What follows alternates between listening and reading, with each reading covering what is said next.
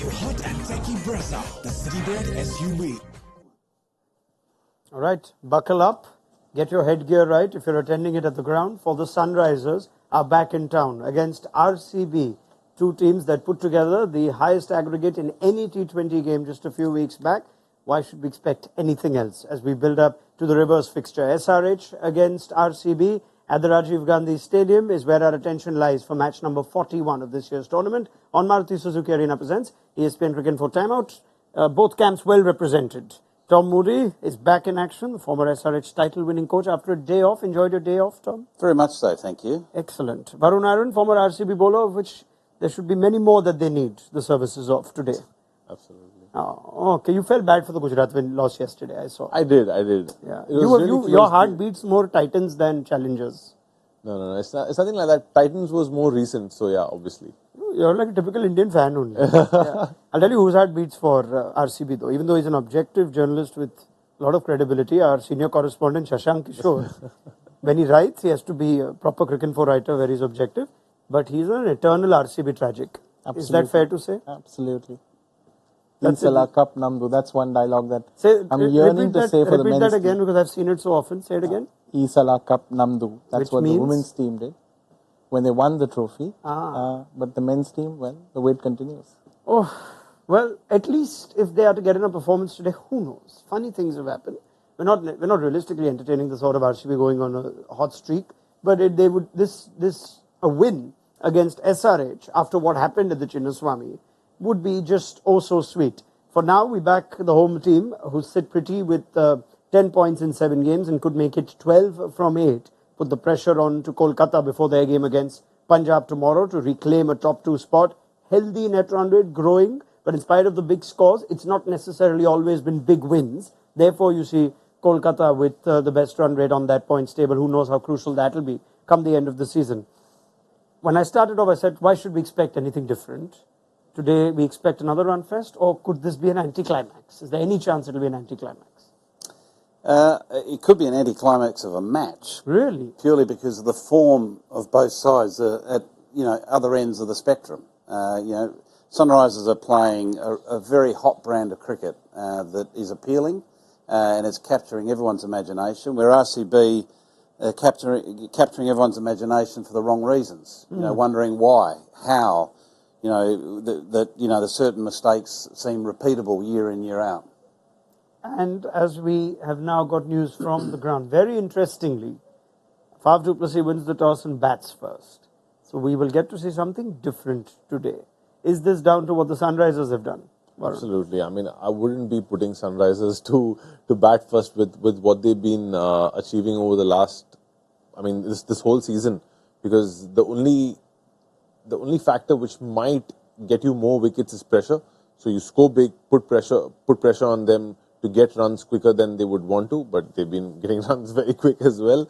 So pressure is the only factor which could help you get wickets early, especially getting Travis Head and Abhishek out. Yeah, particularly when you've got a side, as you say, they're running hot with the bat, but suddenly if you put a target in front of them, they then have to think through that target against sort of just bat freely and bat like they're setting, 300 plus, because that's really the target they've had in their head. But if you put a healthy target of, say, 210 or 220, assuming it's a good surface in Hyderabad, suddenly then the calculations automatically take place in batters' minds with regards to, power play, if we're at this position or that position, or if they suddenly lose 2 wickets, suddenly that destination seems further away. But the target has to be big. Yeah, of course it does. Yeah. Case in point is the 2 games they've had to chase so far this season, where against KKR in the opening game that they played, they had to chase in excess of 200 and fell short in spite of Klaasen's brilliance. And in the other one against CSK, which was a 160 target, all it needed was a quick fire 37 from Abhishek Sharma and they were on their way. Is this out of their comfort zone though? Would they mind this as much, the Sunrisers? They've also chased and won against Punjab this season away from home. I think it's important for them to win games in different ways now, because that's what you see with the Rajasthan Royals. They've found a way to win from very dicey scenarios, and Sunrisers, they haven't really been in those kind of scenarios. It's been very one-sided. Yes, there have been some scares when the other teams have been chasing towards the end, but not but nothing which brings them down to the wire, you know. Okay. So if they have to go into the playoffs fully prepared, having played out different scenarios, I feel today should be a day when they actually win through different circumstances. Very well. There are some interesting changes as well. We'll come to that in a little while from now. But since we discussed these two teams, there's a great history between them. They, of course, competed in the 2016 final, which Tom remembers ever so fondly. And they have a running rivalry of their own. They also have a lot of players in common. And we thought we'll just go down the recent history of Sunrisers and RCB, where Shashank, of course, is our encyclopedia. Talk us through a little bit about, say, I think we've got 2 points here, the evolution of one of their red-hot players in Travis Head, and then we can also just talk about how these two teams have fared when it comes to their scouting. Let's start with Travis Head. Yeah, Travis Head, incredible for someone who hasn't played a lot of T20 cricket over the last couple of years. Since 2021, he's played about 11 games. So the way he's come in and set the template, and you know the way he's raised the bar every game is simply incredible. A couple of revealing things that he mentioned from a chat that we had last week, where he said his rise has in some ways coincided with Pat Cummins taking over as captain. Just reinforcing what you said there, since 2021, across formats, he's only played 10 T20Is and 23 T20s. I think that's where we were wondering, okay, is Head going to have the same impact after the auction? And well, we don't need to worry about that. But yeah, back to your point on him and Cummins. Cummins took over as captain prior to the Ashes, around the time that Travis Head didn't have a contract. And Travis Head spoke about how he approached his cricket in a way that he wanted to learn and unlearn a lot of things, and he was in the process of doing that. And he had a chat with Cummins where Cummins told him that, you know, he will give him a long rope and, you know, I will back you. Forget about the results, or forget about the worry whether you're going to score runs, whether you're not scoring runs, whether what method's working for you, what's not working for you. Take everything out of the equation. Just focus on what you've been doing. And Travis Head said the moment he took that pressure away from him by just backing him and giving him that confidence, it changed something, it unlocked something. And he said that what he's batting now across formats is a culmination of the many things that he's learned and unlearned over the last 3-4 years, which I thought was very insightful, purely because he's been able to do this not just in T20 cricket. You saw him do that at the World Cup, you saw him do that at the WTC final. So he's had success across formats without actually going in with a set template saying this is the way I want to play each format. So that's kind of been incredible to see. That's quite something, because you can't think of too many players that have had such an impact across formats with the way the game's changing in the modern landscape of international cricket. It might be the greatest testament to the Pat Cummins story as captain if he unlocked the genius of Travis Head or just unshackled him. What does that tell you from whatever Travis Head has just revealed? We've got some of his quotes as well. You could just have a look at what he was saying. It's an interesting situation, because Pat Cummins is not the first person or first leader in any country or coach in any country that would have said something similar to a player. Sure. Because that's what ideally you want to do as a leader, is make the players feel as comfortable to be able to play their best version of themselves. And that's exactly what Travis Head is doing right now. But to me, it steers more towards what Travis Head is as an elite professional, and that is just that small unlocking from Pat Cummins has given him greater resolve and mental resilience to be himself, and he hasn't looked back from that point. So I think he was struggling to be the best version of himself until he had that conversation with Pat, and now he has stuck to his guns and done it in all formats, which is an amazing mental strength to be able to do that, because we're all vulnerable at times when it doesn't go quite right. You play a shot and you hit it straight to cover and you're walking off in a test match and people think, what a reckless shot that is. But what Travis Head is stuck true to himself, and very next time he's gone out there and blazed it through the covers for 4 and ended up with 100 or whatever the score might be. And the most telling thing about Travis Head, he's a big game player. He does it on the big stage. And that's a player's dream, is to be able to play those impactful, meaningful innings or bowling spells on the big stage. And he's done it every 100%. Single time. Yeah, I mean, we have the last 2 men's ICC finals, just testament. That point, many people may tell you more or less the same thing, but sometimes only that one person somehow gets through to you from your own experiences of being coached and counselled by captains and seniors, and I wonder what that is, what that means. Why is it Cummins could get through to a Travis Head? I feel sometimes as humans, you understand who's being genuine and who's being not. There are some people who'll come to you and just say the right things so that you feel comfortable. And then when there's somebody who actually comes to you and you know he means it, you know, that what he's saying to you, and then you actually believe. Because I'm sure like Tom would have seen so many different people say positive things. Like some people are overly positive. They say so many different things. It's not authentic. It's not authentic. But then when somebody actually means it, you absorb that and you're like, you know what? This person is putting his neck out for me. He's putting his trust in me. I will repay him. And that's what's happened, I think. He also mentioned a lot of the younger Indian uncapped players have kind of benefited from having similar conversations with Cummins during the course of the season. He cited the example of Nitish Reddy, who hadn't played in the IPL until the start of the season. Turned in a wonderful performance a couple of weeks ago. Shahbaz Ahmed, the high-profile trade, did a bit of both batting, bowling at RCB. Again, one of those players who RCB didn't stick by but traded him. So just hear what Travis had said in that roundtable conference to the media recently on Pat Cummins' captaincy. This is quite telling, gents, isn't it? Being asked to play in this style, this aggressive style, it might be foreign for some guys because they were a bit negative they were thinking about the negative side. What happens if I don't get runs? Could I find myself out of the team? That's something that Travis had said, and he says if you'll never ever see Pat Cummins not back you, and that too with a smile, if it was what we spoke about and if it was what the captain asked, he'd never be negative around that. He's been really vocal about that in the batting lineup, and that's how we want to play the IPL. I think with Pat Cummins, I think the most telling thing, not just here in the IPL, but with his time since he's taken over as captain of Australia, is that the people trust him because he's consistent with his messaging and he's consistent with. It's all well and good, like your point around hearing, you know, the nice news that, you know, I'm backing you, you know, go out there and do your thing, and then suddenly 2 weeks later you're out of the side. And then you're having that conversation, oh, well, mate, you know, I tried my best, but, you know, I just got overpowered at the selection table. There's none of that nonsense. It's bang on, authentic, this is what it is, this is the way we're going to play, and you've got my 100% support. And it's obviously helped Sunrise because they're winning as well. So suddenly, you know, things, you know, suddenly there's a few roadblocks that come in when you've only won 50% of your games, and there's all sorts of different conversations about team combinations and other options, because the Sunrisers are blessed with an incredibly good squad, both domestically and overseas. I think that's the point where you've got to credit, I guess, also the new management there. Because Cummins had to they have to convince them that we want to spend whatever it is that we want on getting Pat Cummins here.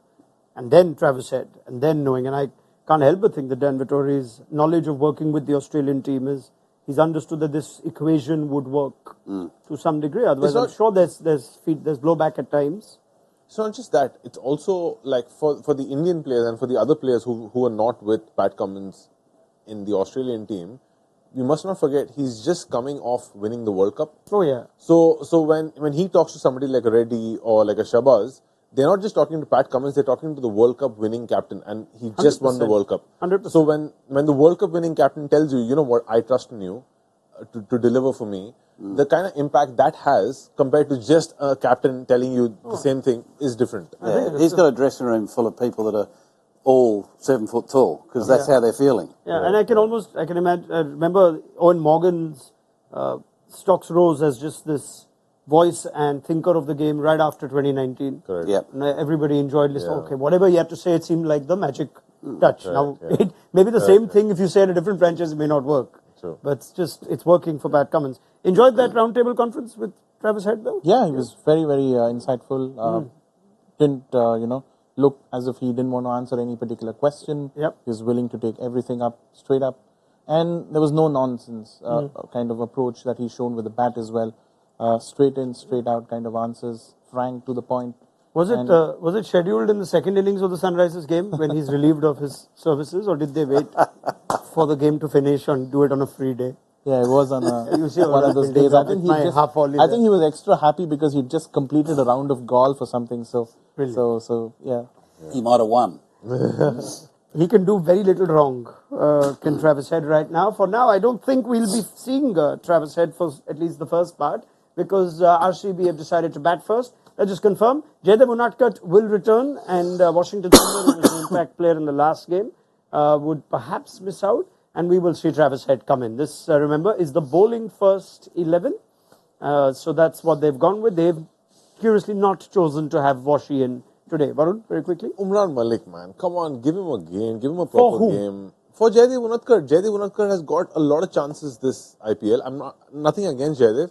He's a really good bowler, but give Umran Malik a go because he's one of those guys who can actually flip the match on its head. He can have the same effect what Mayank Yadav had, similar to that. So give Umran Malik a couple of games. You're in a good position in the table as well. Unadkat doesn't seem to have done too badly, though, depending on the surfaces he's got. I think that's a horses for courses selection. You know, as you know, Hyderabad's a big ground, and he bowled a lot of the into the wicket slower balls, which you need to have a big boundary square of the wicket, which Hyderabad does boast. So to me, that's very much just a horses for courses. This is our best team.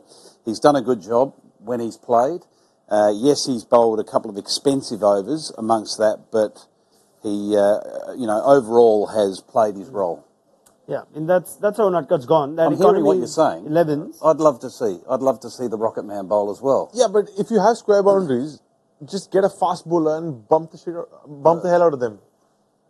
Yes, of course. That is what we look at, though. From an economy standpoint, you see a number of them going at over 10s and 11s as a result of the amount of runs that the Sunrisers have conceded. But as of now, they prefer Jaydev Unadkat. We find out how he goes.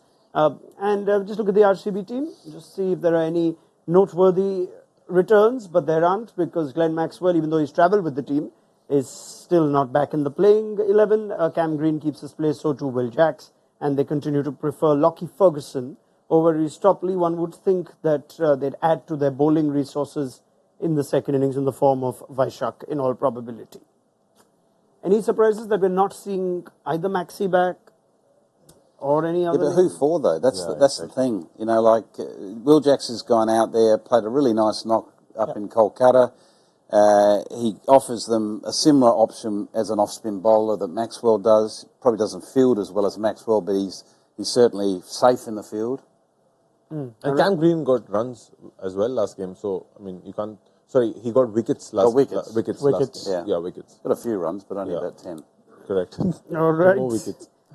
This is their batting first team. Just look at it one more time, because I did think that they might have enjoyed the little cameo that Suyash Prabhudesai played, but they've clearly feel like they've got enough batting on that left-hand side, so they'll just bring in an additional bowler. Well, Karan Sharma's in red-hot form. Yes. As a number 8, though, that's a position higher, isn't it, than last time? It kind of it reflects a little bit about the way they've gone about working around their Indian players. Suyash Prabhudesai has been part of the squad for about 4 seasons now, but he's played 11 games. And he's coming off a red-hot streak in domestic cricket, had a phenomenal Ranji Trophy, phenomenal Mushtaq Ali. So he's done really well. So I haven't understood why, he wasn't a short shot almost. At least as an impact player. That's an interesting point because you think it'll just be the swap for who was the batter you preferred and who was the bowler you preferred. But this again changes things. It changes the balance. It says they're good and you don't need more batting than 8. They're batting first as well. The thing that, when I look at that list there, I can't help but look at it and think, out of their top 6, 4 of them are out of batting position, out of preferred batting position. Yep. Which, Jacks is an opener, Patada's a number 3, Cameron Green's top 3, top 3 as well. So I just don't know how they got themselves into that position. And if they are again taking that punt that they have enough bowling, so in Dayal, Ferguson, Siraj and Karan, along with the left-hand side, the option of Cam Green and Will Jacks, who did not bowl, then if there is a bit of a batting collapse, then they bring in the batter. They don't need Vaishak. Yeah, that's what they might do. Okay, let's go extend on the point you touched upon. Bangalore as a team or a franchise and their use of the domestic Indian players and how possibly that bill has come due this season. I think the one thing that they've not done well as compared to some of the other teams like Mumbai or Chennai is the moment they invest in some young Indian talent and he doesn't come off for some reason, they're among the first to let him go. And And you've seen that with so many players over time. I mean, Rajat Patidar came in 2021 as a replacement. Incredibly, he was scouted out of their domestic scouting network, and they didn't pick him in 2022 until he came in midway as a replacement. So it was a very accidental pick once again. You've seen that with so many players over the years. Mayank Dagar was a swap, but he's hardly bowled this season. He was supposed to be the primary left-arm spinner or spinner of any kind because the spin bowling is lacking, so he hasn't been backed enough. And the trade he was made for, Shahbaz is featured in every game. Exactly. Yeah. So that's another example. So Vaishak Vijay Kumar against KKR at home at Chinnaswamy, 4 overs, 23 runs, 1 wicket. Yes. Doesn't play the next 3 games for some strange reason. So there has been a little bit of issues around the way they've gone about with their domestic uncapped Indian players. Which Just with that, one of the biggest problems RCB have had over the years is that they boast such an incredible high-profile top order, and they have done for many years. So therefore, your domestic batters I'm referring to here never have an entry at the premium positions. And we all know that batting at 5, 6 and 7 is the hardest positions to bat in T20 cricket. So you're asking these scouted, talents to suddenly walk in and do what Shashank's done and Ashutosh has done, for Kings, for Punjab, sorry. Yeah. And that is such a far-fetched hope because that is so unusual to see what we've seen at Punjab with those 2 players. That's what makes their performances even more important. Most of the young talent that gets opportunity in other franchises tend to get their opportunity, in at that sort of sweet spot, 1, 2 or 3, alongside of Virat Kohli, or alongside of David Warner, or alongside another premium asset that's been around the game a long period of time and can share the journey with them. Yeah. But the other thing is that if you go to see the kind of players they've let go, KL Rahul, Mayank, Karun, there you go, Manish Pandey, I'm just talking about the Karnataka guys, and obviously Washington Sundar and Madhwal and Avesh Khan. Madhwal was a net bowler for them. Yes, Yuzi Chahal, obviously that's not even a conversation we're going to get into, but I'm talking about pure batsmen. There have been some really, really good batsmen they've let go over the years, and I mean, it's quite perplexing to me that I think it all boils down to how they develop their squad in the off-season. Is it fair to say that what a franchise can realistically hope for is 1 or 2 players to really rise after you've invested in them at the right age and stage, whether that's a story like Mayank Yadav, picked up 2 years and sort of giving you returns 3 years later. Nitish Reddy, picked up by the Sunrisers couple of years, and then in your 3rd year they grow. It's realistically expecting 1 or 2 players to do that job. And when RCB have lost players, I remember they've gone to Kedar Jadhav at times as a replacement. They go for the Indian overseas. It's the Indian experienced player. Or they pick someone out of obscurity. Last year they picked a guy called Avinash Singh from Jammu and Kashmir. They said he bowls at 150 clicks, talked him up, didn't play a game, gets released into the auction. Yeah. So, I mean, I think Tom's point's a very good one, that because they've got the superstars, no batter actually has the environment to have the season that, Shashank may have, or an Abhishek Sharma may have for the Sunrisers. So Patidar is almost an accidental success story, and now we're finding it hard for even him to find his position. Well, there's a mortgage on the overs when they bat. Which further brings us back to it is the more recent trade of Cameron Green and how it perhaps again just added to their woes. Is there an easy fix to this? In the long term, let's say if you had to devise a new plan for RCB. Yeah, big auction. Big auction's coming. Yeah, absolutely there's a fix. It's not an easy fix because there's 9 other teams in that auction that are also trying to find pieces to complement their recruitment. But the easiest time they're going to have to fix it will be in 2025 at the big auction, where they can restructure the way they want to look as a side and how they play. I'm going to come back to that in a second. I'm going to just show you the Sunrisers story, which is slightly in contrast. Tom Moody is a great man to talk to about this, just the amount of players that joined the franchise. Now, it's been 5 years. Now, look at the amount that are still making the 11. You got Abhishek, Samad, Reddy, Natarajan, all who've been with the franchise for at least 2 or 3 years or more. Umran Malik too. The Umran Malik story is a unique story, but they've still held on to him. Shahbaz was a trade that they're happy with. It was easier at, say, SRH when you were putting in these foundations to have this kind of setup and system?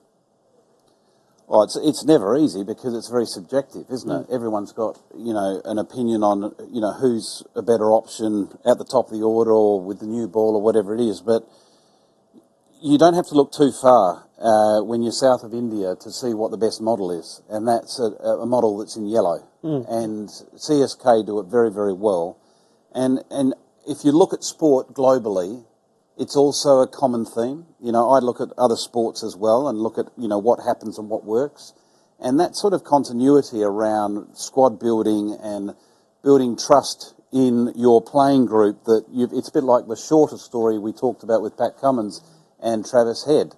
The trust in the long term with a particular player like Abhishek Sharma. We believe that you are a talent, so we'll buy you back out of the auction because we want you part of our journey and we see you as our opener. Even though you're not quite there yet, but you will be there. And now he's repaying in spades. You either develop or persist. So Sunrisers aren't doing that much development, but they're at least persisting with their players. Okay, fair enough. All right, very quickly moving to the attention of the game at hand. And quickly tell you key players to watch out for. T. Natarajan's form has improved, which is one of the big ticks for Sunrisers, is a bowling group that were otherwise conceding a lot of runs through the course of those 250-plus games or 220-plus games. But a 4-4 in the last one, and his death economy is at 9s, which was amongst the top 5 in the tournament so far. Simple plans working well for him. Bowls a Yorker. Yep. Full stop. Bowls a Yorker and he backs himself to bowl it. Yep. Simple as that. Virat Kohli loves playing against the Sunrisers. He doesn't mind this ground either. He's fresh of the memory of 100 there in 2023. He's also got 94 not out, which at that point was his highest T20I score against the West Indies. And hopefully he would have learnt that you cannot block a slow dipping full toss anymore. I think he was just fending it off, I mean he was totally perplexed with that ball, but I'm sure he was in a good space. He was getting going, and I'm sure today is one of those days where he would want to take it as long as possible. All right. And Rajat Patidar is another player we focus on as far as just the RCB team goes. Again, Tom's point, where is the ideal entry point for these players? If Faf and Virat get off to a good start, where do they come in and how do they manage those things? Yeah. Shashank, give me your thoughts on the RCB here. I think Patidar is, traditionally a number 3 batter. You saw him make that 100 at number 3 at Eden Gardens against LSG in the qualifier. But again, it depends on how, as you said, his entry point will depend on how long Virat and Faf bat at the top. And if they want to get in, probably Green at number 3 and then Patidar at 4. The one good thing about Patidar is his spin game is extremely good. And you've seen that in the last couple of games. You saw that at Eden Gardens in the previous game. So he wouldn't mind coming in at 4 as well. But but I think they should bat him at 4. All right. Speaking of spin, Abhishek Sharma is starting. You might see Shabazz as well. Left arm spin against Faf and Kohli, it seems. And on that note, let's enter the impact zone.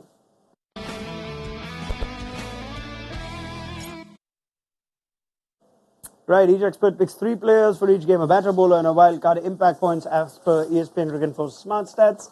And the expert with the highest points tally gets 3 points in their season tally. Mitchell McClanahan was very pleased to have won yesterday, but that could only be down to one reason, that Tom Moody was in absence. But I won yesterday. I thought Mitch won yesterday. I won. Varun won yesterday. Yes. How poor is my form? Varun hadn't won yesterday. Mitch McClanahan couldn't even win with the absence of Tom Moody. So Varun, as the winner from yesterday, I will allow Tom to start first. All right, Tom, you may. I will pick, given that he's bowling, he hasn't bowled a ball yet, I'll pick Abhishek Sharma as my batter. Very well. Shashank? I would probably pick Will Jacks. Oh, interesting choice. Varun Aaron? I'm going to pick Klassen. Okay. Shashank, you can pick a bowler. That's a tough one. Bowler's great. Yeah, in this fixture. Yash Dayal. Yash Dayal, okay. Varun? Pat Cummins. Tom? Natarajan. And finally, Varun, your wild card. My wild card. Would you like to see the teams? No. I'll go with Faf. Faf for Varun Aaron. Mr. Moody? I'll go for Head. Travis Head. Shashank. Wildcard, that's another tough one. Probably Dinesh Karthik. Ooh, interesting enough. The most exciting part of the day. You know what? Let's get Markram into the scheme of things today. He's due one. Yeah, he is due. Yeah. He's Yeah, due I did one. think of him. Yeah. Let's get Markram there. I am also going to get Markande in. I'm getting a reaction to see if you nod and say, that's a good choice. Now I don't feel as strong about No. it. It's a generous pick. Generous pick. Oh dear. Okay. And then let's say that Cam Green might have a decent day out today. Yeah, that's not bad. I quite like that bat and ball. Thank you. Finally, I look at you for validation. Very well. We leave it there. Thank you very much to Varun, Tom Moody, and Shashank Kishore. Let's get first innings predictions and outrageous picks very quickly. Varun. Predictions, RCB is going to get 200. Oh, 200. All right. And an outrageous pick. Patida is getting out under 15. Okay. Patidar Are under. you accepting under 15? Because that's a very generous number. Patidar under 15. Normally under 10 or 12. You're stretching it. Okay, It looks. Would you call it a good batting surface here today? It is a good 3 bat. balls. I'll accept under 15. Yeah. Then. 15, come on. Tom. Okay, that's fine. Yeah. I will say that Faf du Plessis will get out for under 15. Okay. Good. Well, it's the game we're playing, isn't I it? just feel like under 15 is playing it a bit safe, Tom. And 213. Yeah, I think under 15 is playing a bit safe for you, Tom, in case. No, I'm just playing the game. I'm not being consistent. He won yesterday, didn't he? He did. Yeah. Just got to be cautious of him. Shashank. I'm just being a little wild. RCB won't make 200. Probably you'll see them make 180, 190. Give me one score. But, okay, 190. They'll win. And my wildcard pick is they won't give a wicket away to T. Natarajan. No wickets to Natarajan. I think that works. That works, yeah. Yeah, I like that. All right. We see how much of this comes true in less than 20 overs time. Join us then for Maruti Suzuki Arena presents ESPN Cricket for Timeout. Download the mobile app. The fastest scores and so much more in what promises to be yet another exciting game. RCB are off the blocks with 10 in the first over, and we see how much they get at the end of the innings.